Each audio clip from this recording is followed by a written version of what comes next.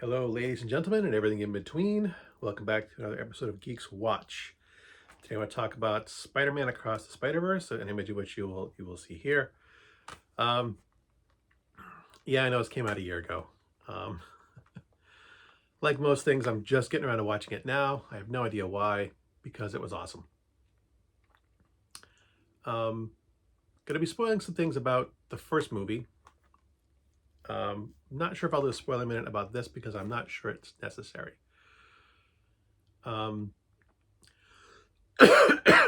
Excuse me. First things first, and talking about the first Miles Morales Spider-Man Into the Spider-Verse film, uh, I did not want to go see it, the first one. My daughter wanted me to take her to it, my youngest daughter, and I was like, it's an animated Marvel movie, whatever, I'll take you, just to be a good dad. And I went, and I loved it. I thought it was an amazing movie. It was funny, it was action-packed, and it told a good story. I was so impressed with what they did with the first Spider-Man Into the Spider-Verse film, that when Across the Spider-Verse came out, I was super excited to watch it. Actually, the reason I did not watch it sooner is because, one, COVID happened and I wasn't going to the movie theaters, and two, I tend not to stream things that I'm gonna get the Blu-ray for, that I know I'm gonna want for my permanent collection. So I could have watched it on Disney Plus, but I wanted to get the Blu-ray, and until I got the Blu-ray and could sit down and watch it, I didn't watch it. That's why it took me so long to get to this review. I just watched it. What day is today? I just watched it 2 days ago. Made myself a big bowl of popcorn, watched Across the Spider-Verse. This takes the same animation style as the first film. I really love it because it really does look like a comic book come to life. And another thing too is that they tend to, as with the first film, with the multiple spiders across the Spider-Verse, each Spider-Man or Spider-Person is animated in a different style, in the style of their own universe. And it's just so amazing that they do that. I really, really love the artistic style that these films have taken. So, the actual film itself. This picks up like a year or so after the events of the previous film. It actually starts off with Spider-Gwen doing her little bit of her story, dealing with the aftermath of, as in every Spider-Verse, someone thinks Spider-Man's a villain. In Spider-Gwen's case, it's her father, because he thinks she caused the death of Peter Parker, which she did not. It was an accident. So she has to deal with her father, and she kind of misses Miles Morales. Something happens. It turns out that the events that caused the multiple spiders to come into one universe in the first film is still happening. There's still these aftershocks of anomalies appearing in other universes. And so the multiple Spider-Men have this network, and they're trying to fix all the anomalies that have happened because of the Collider incident in Miles Morales' universe. And then we get to Miles Morales being Spider-Man, having the same problems as he had, trying to fight crime and still be a good student. And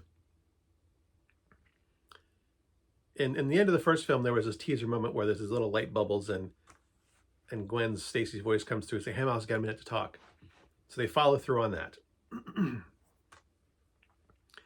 And Gwen is there trying to fix things that are happening and helping to chase down all the problems that have occurred because of the Collider event that happened in Miles Morales' universe. He kind of gets, sucked into it a little bit, meets all these other Spider-Men from other universes, and I'm just here for it, man. He did such a great job. Because Peter Parker's, not Peter Parker, but like Spider-Man's trademarks are his goofy sense of humor. He's just kind of a nonconformist. And, you know, you've got this British Spider-Man who is an anarchist. But aside from that, you know, they're all just variations on a theme. And it's hysterical. I love it. You know, one of the main conflicts is that the villain that Miles Morales has to fight is a villain called the Spot. He's called the Spot, and I'm not sure if he's called the Spot in every Spider-Verse, whatever. But his base, he basically has like holes all over his body. His body is white with like black holes, and the holes lead to other places. You know, he can like take them off and put them on things and reach through walls and stuff. It's a goofy superpower. He's kind of a supervillain, and he's kind of a dork. He's not a very effective villain. He's kind of a, you know, he's just a goofy, weird Spider-Man villain. But he got his powers, which he hates because it completely ruined his life. He got his powers in one of the collider accidents. But and he kind of blames Miles Morales. He blames Spider-Man for it.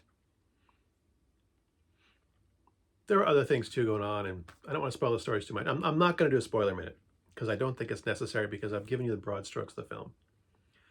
You know, Spider-Man fights the Spot. Gwen Stacy and other Spider-Man are trying to clean up the anomalies. Miles gets sucked into it. There's a conflict on how they get to resolve these incidents, but do I want to say that or not? I'm going to give one little spoiler. It deals with the fact that they do discuss that every Spider-Man has tragic events that happen in their lives. All the Spider-Man have it. It's something that happens to all of them. They call it a canon event, as in comic book canon, and that made me laugh. They refer to these as canon events. It's like, and like this whole doohickey is them, you know, I thought it was funny, you know. You've got all these nerds who are fanatical about canon in their comic books. I'm a stickler for continuity. I'm not as obsessed with canon as I am with continuity. I really, you know, I will complain when someone does something that doesn't make sense if they understood the character properly. You know, people who use characters from other stories and other writers and bring them into their comic book and then have no idea what that character is actually about. They're flat and two-dimensional, or even one-dimensional. But so we can all, even I'm kind of one of those annoying nerds. My kids hated it when I went to the Marvel films, because I would discuss. I didn't hate the changes, but I would discuss the changes between comic book and film. It's like, well, that's how this was in this comic book, and they took this part of the story from this comic book over here. And my kids hated my little film analyses after the MCU films. But yeah, the fact that they named in-universe events as canon events just made me chuckle. I was just here for this whole film. It is, in my opinion, better than the first film. It really is. It is long.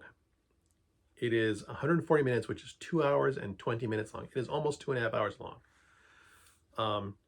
And even then, there's going to be a sequel. This story is not finished yet. So even at almost 2.5 hours, this story is not complete. That was honestly my one complaint with it. Is that, what do you mean the story's over? You need to finish the damn story. And because the SAG-AFTRA strikes, it delayed the production of the third film. Damn you, SAG-AFTRA strikes. Don't blame the writers, blame the movie studios, because the movie studios are greedy. This is definitely one of the top films I have seen recently. Um, even better than Nimona. I liked it more than I liked White Samurai, because I was just glued to the screen. You know, shoveling popcorn in my mouth, yes. You know, inhaling the bowl as fast as possible, definitely. But definitely glued to the screen. I did not want to. My wife interrupted me because something was going on. She wanted to talk to me. It's like, damn it, I had to hit pause. So pissed. But but yeah, I'm sure all of you have seen this film by now. If you haven't, this isn't really a review because I didn't actually talk about the film because I didn't want to spoil anything in case you hadn't seen it. My review is that the film is awesome. So it's a shitty review. Ooh, I swore. Bad me. I try not to because linked with work, do a hickey thing. But anywho, I really like this film. If you have not yet seen it and you like the first one, you need to see it. If you like well-made, family-friendly movies that you can watch with your kids, watch this movie. Watch the first one first, then watch this one. And then when the third one comes out, watch that too. Because these guys know what they're doing, at least for now, until studio execs interfere. And Studio Greed interferes. But as long as it doesn't, they'll keep making, I hope they'll keep making great stuff like this. As always, thanks for watching. If you like this video, why would you do that? And until next time, good hunting.